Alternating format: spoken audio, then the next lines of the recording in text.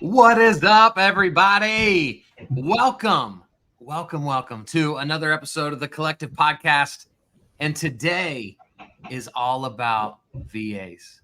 And no loan originators, not a loan product where you're helping veterans that serve our great country. We are talking about virtual assistants. And we've got a guest, Shane, that I'm going to let you introduce in a sec. But dude, the world of virtual assistants is wild. I remember being scared to death when we even considered hiring our first VA. And we're going to dig into this stuff. But bro, people need to know who we've got on the show today. It's so important because, you know, you and I both have experiences with VAs, and I feel like the name's going to have to change here from virtual assistant to something different, because to me, I look at these people as remote staff.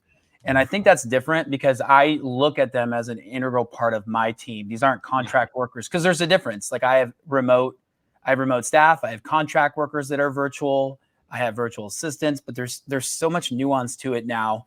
And I think too, what's really important is what you used to be able to get away with and still be somewhat successful as an entrepreneur. It's like those people that are really struggling to keep above water. And you can tell, like, it's very obvious when somebody now isn't adapting to what's required to be an entrepreneur in 2024 and beyond.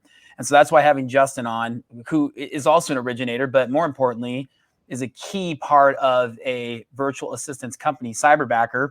That, and again, guys, we don't bring people on and talk about things that we aren't, you know, using ourselves. I mean, we actually have 2 Cyberbackers on our team here at the Collective. So again, like it's like what was that? I'm not only a member, but I'm also a client. Was that Hair Club for Men back in the day?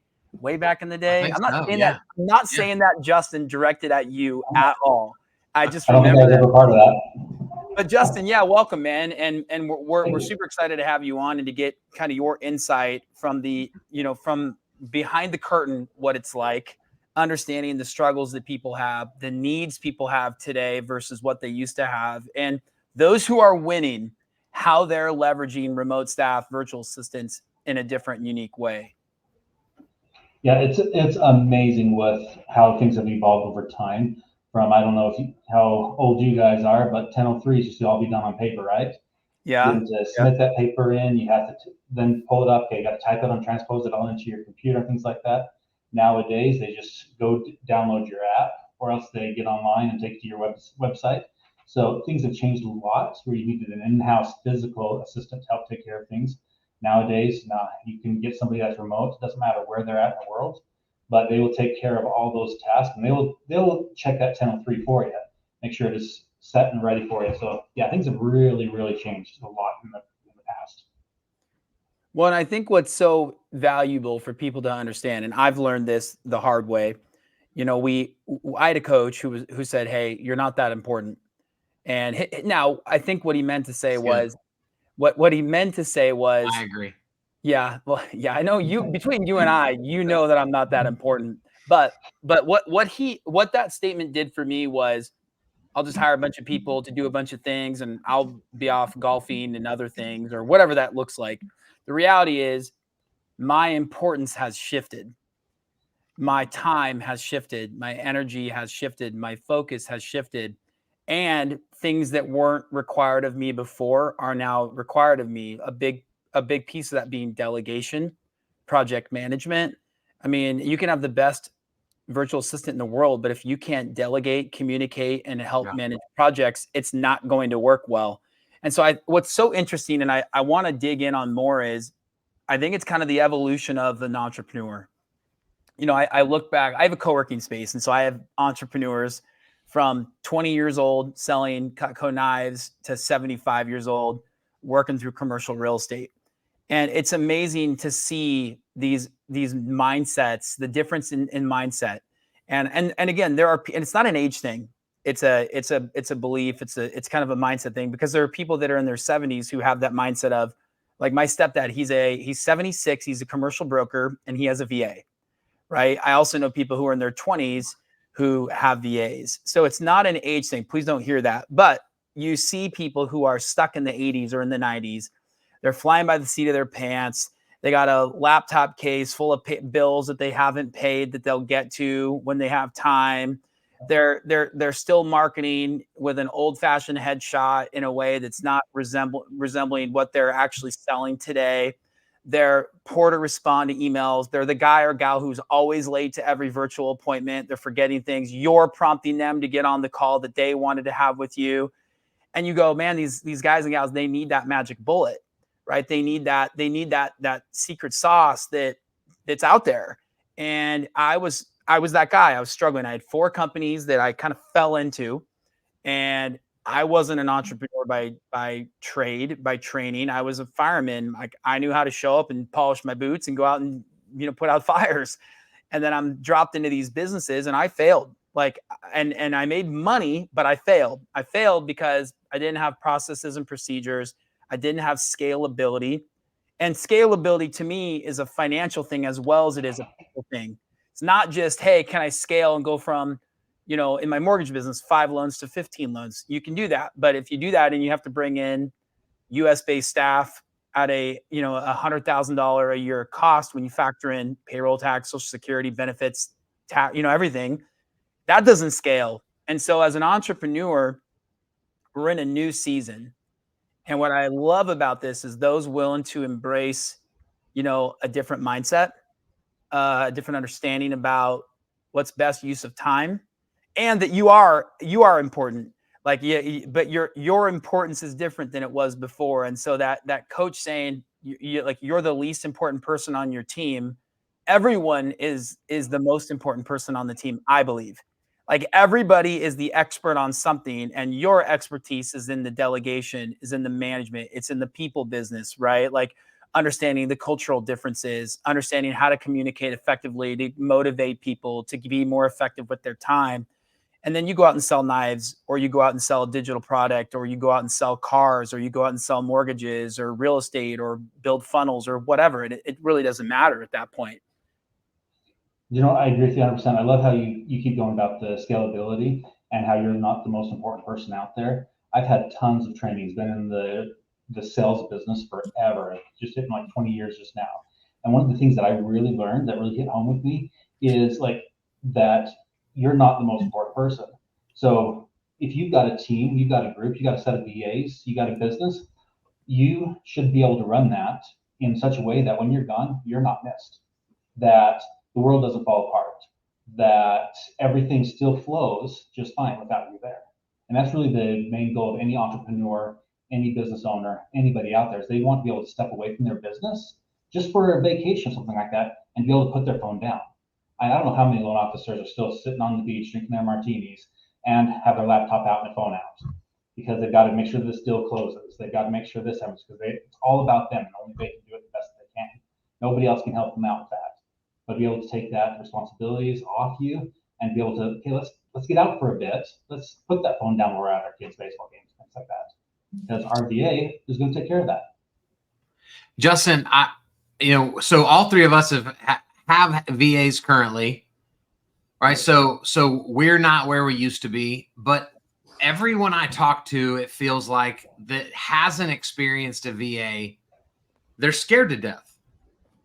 Right, because we're all just so accustomed to, like, you work in the office next to me, so we just get to rub shoulders all day long. And if I need something, I poke my head in your office, and that's how we're all used to doing business. What are some of those self-limiting beliefs that you find when you're working with somebody that's considering becoming a client?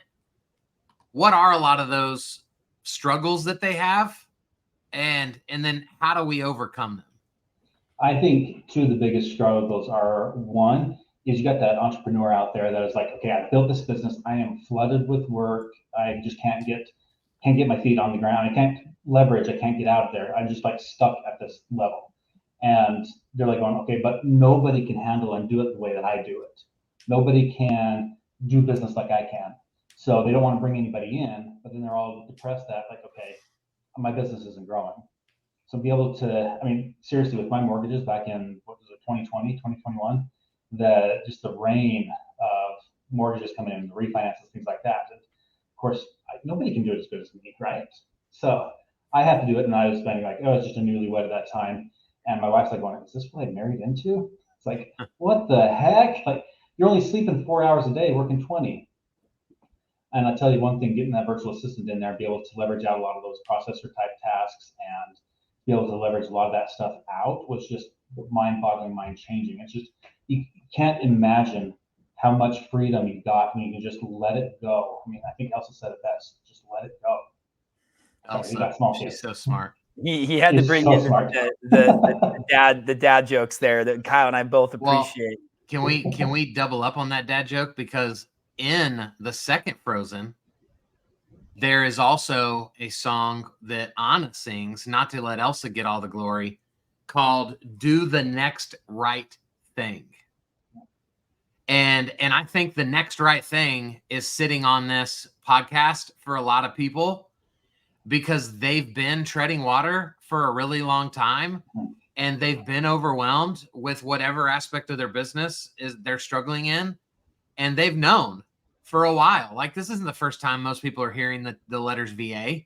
They've heard this. They have friends that have done it, but they need to do the next right thing. And to do it, they've got to overcome all these struggles and misconceptions that they have with virtual assistants. And I think the biggest one, at least that I struggled with 4-ish years ago when we started interviewing for our first VA, my greatest fear was, what if I can't understand them? Or like, well, I mean, because I don't know how the Philippines operates. I don't know what languages they use over there. Like, so how do you guys ensure, Justin, that people will be able to communicate with their VA? One thing that Cyberbacker does is we well vet out thousands upon thousands of applicants every single week. And one of the tests that we have is an English test.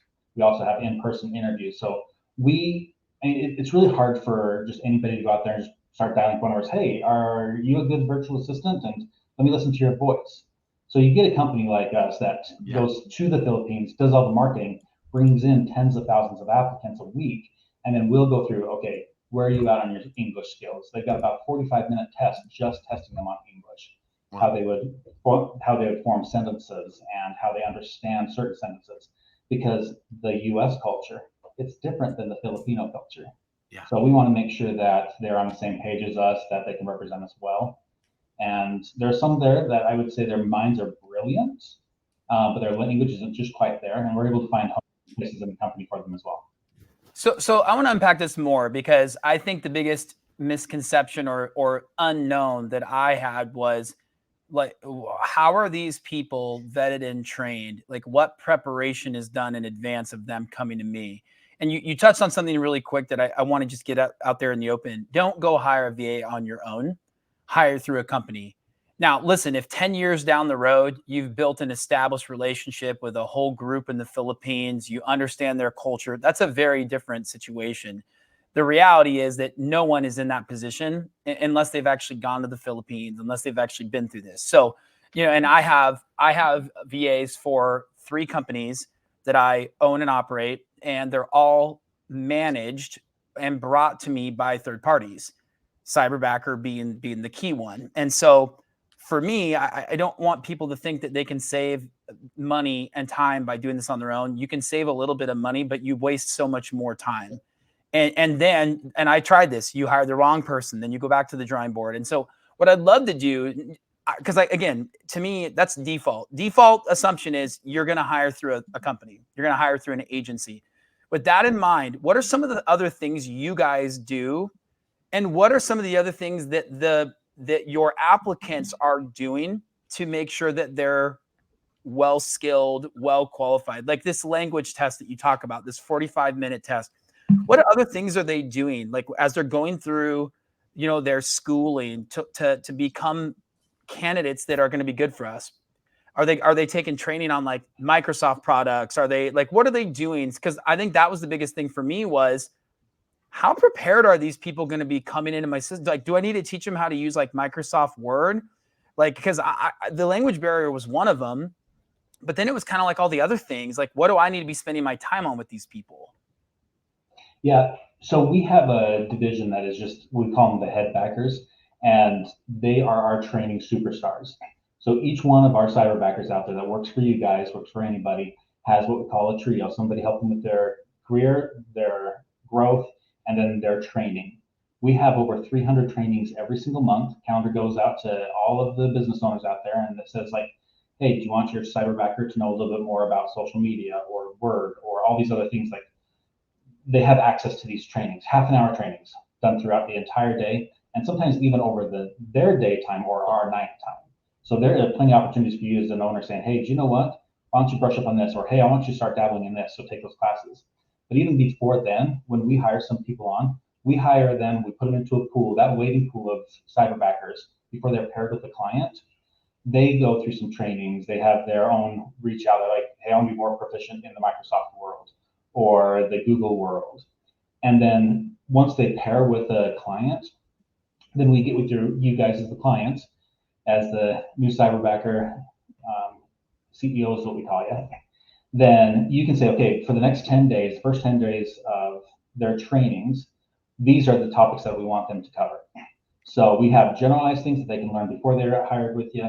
We have specific things that they get trained on in 10 days, exactly what you guys want them. And then we have continuing education throughout the life of them with us, through you and with you guys. So That's so important to know, Justin. I'm just asking this stuff off the cuff because it was something I didn't know. Talk to me about compensation, because what was always kind of the assumption was, oh, they're making $5 to $6 an hour, $5 to $7 an hour. Like, has that gone up based on like quality and demand? Like, kind of where does it sit? Like, if I'm kind of here and I'm saying, Kyle, I hear you, man. I know I need somebody. Yeah, Shane, like, I am the guy who's not paying my bills.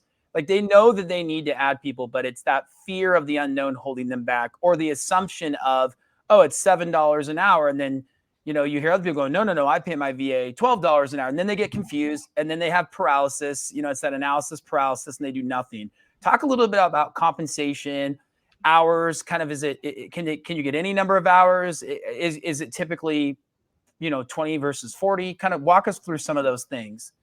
One of the things that we pride ourselves on, at least here in Cyberbacker, is we find the best talent throughout the Philippines. And in order to that, we have to offer them great stuff. So we do 20-hour, 30 or 40-hour work weeks for them. They work whatever hours that you want them to work. So whether it's your 9 to 5, or maybe you don't need them in the office during office hours, have them work at their daytime. You're looking at more towards, if you're getting a cyberbacker, more towards the $9 an hour, only because we want to entice the best. I know you can find other companies out there that are less expensive, but I always believe in what you pay for. So, and 40 hours a week, your tasks, your needs. If you decide like, hey, do you know what, this gal is doing great.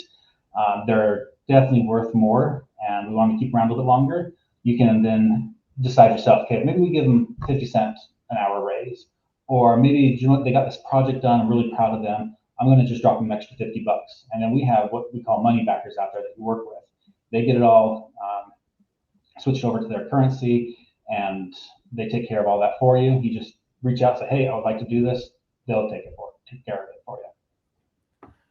So $8, $9, $10 an hour is a good quality wage there, right? So like, that's not underpaying, where you're getting the people who've never been VAs before. You're probably not getting taken advantage of either. That's really good to know. And then I know what I found was that the companies that were doing this the right way, they weren't letting you take 5 hours a week. It was 20 or 40. And it was like, because I think that was also very healthy for the VA. And again, sometimes we do this thing where we think that because they're in a different country, all of a sudden human nature is totally different. Like, why would somebody in the Philippines want to work 3.7 hours a week when we would want 20 or 40, right? And so like, I think we overdo the cultural differences like in our minds sometimes, and I think that's something that just like I've seen with people. But again, I hear you, saying $8 to $10 an hour, roughly 20 to 40 hours a week. And I think those are important things for people to just be, and sometimes even if it's 20 hours a week, it's a little more per hour because, they're getting less hours. I think that's really important. Talk about, do you tip, do you not, bonuses versus not, and then some of the things about vacations, holidays, because when I first got in, I didn't understand that they have some very, I wouldn't say strict, but firm holidays. It's a Catholic country. And so they're very into their Catholic holidays. So just kind of walk through some of those things as well. The holidays there is just amazing. I've been with Cyberbacker long enough now and getting to know my wonderful Filipino friends over there, is that they have holidays that they don't celebrate Thanksgiving. They'll work on Thanksgiving. They don't think twice about that. But they're more De los Muertos, the Day of the Dead, and that Halloween week is a really big deal for them. So with my Cyberbacker, it's it was worth it. She works really hard. She does a lot of things for me. Taking a day or two off, no big deal. And they do submit okay, I would like a day off a month in advance or a couple months in advance. And my Cyberbacker, she works really hard, and I'm willing to help her out wherever it is. And then never once has she ever taken advantage of that as well. And then, what was your other question? I apologize. Yeah, just talk about bonuses and things like bonuses. That. I mean, so I know that one that had been brought up to me in the past was this you take a month, how many months they've worked for you, you divide that. I forget the name of it, but there's this there's a end of year bonus. Yeah, they call it the 13th month. Yes. So that's one of the incentives that a lot of companies do to keep them around and to keep them okay, you work for a little bit less all 12 months. At the end of the 12 months, you get your 13th month. So pretty much another same kind of paycheck. Cyberbacker, we believe in paying them good all year round. So, and we know a lot of people that will just kind of sit and wait at a company that doesn't work for them until they get that 13th month bonus. And then they just kind of okay, I quit, bye. And they just kind of disappear. Where if you decide as a business owner and with the Cyberbacker, you want to pay them that 13th month, or you want to give them what we sometimes call it a Christmas bonus here, or you want to give them a raise, that's just very doable. Give them bonuses, and you just work that through with the team. Well, here's what we know. In 2 days, we are doing a full webinar digging into all things VA with you, Justin, that is typically reserved for our paid members of our community. For this webinar specifically, we're opening it up to everybody. So those of you listening to the podcast, you can jump on. If you're listening to this podcast 3 months from now, guess what? There's going to be a link somewhere for you to go check out what we're doing 2 days from now, but will have already happened if it's 6 months from now, where we're going to unpack everything. Because even in what we've talked about, we have barely scratched the surface of what this VA world looks like, what they're capable of doing for you. I know Shane and I are going to be able to talk about what our two VAs do for us inside of the collective specifically. And then he's got other companies. I've got other companies that VAs are also being leveraged. And so Wednesday is going to be unbelievable. If anybody has questions, submit them to us. We'll make sure we get them to Justin so that we can talk about it on Wednesday. But bro, before we tie a pretty bow on this podcast, how do people get a hold of you? There's a few different ways. Easiest way for me and anybody else I really feel is just text me. Phone number 385-316-2204. You can shoot me an email. And also my LinkedIn information is just right below my face. That's right. Yep. Just find me at Justin Brough. That's on LinkedIn. We're also on Facebook, cyberbacker.com/mortgage or cyberbacker.com. So there's quite a few different ways you can reach out and connect with me. I love it. Love it, man. Thanks for your insight and just being willing to share your experiences. And what I love about your guys' company and you is you kind of share the good, the bad, the nitty gritty. It's not like this, hey, here's what's good, without sharing the challenges and the difficulties, because nobody wants to step into something not understanding both sides of things. So thank you for always doing that. I'm excited for Wednesday. This is going to be an opportunity for people to really get their fears alleviated, their concerns answered and addressed, Yep. and come up with a plan. Like, and this should be the month, this should be the year that you finally step back from doing everything at a poor level and step into just being really what you're good at, because you are important. What you do does matter, but the things you're doing that you aren't good at, you need to get somebody else to make sure that you can really start to grow as an entrepreneur in 2024 and beyond. So good. Appreciate you, bro. Thanks, guys. Thanks for listening, everybody. We'll see you on the next one.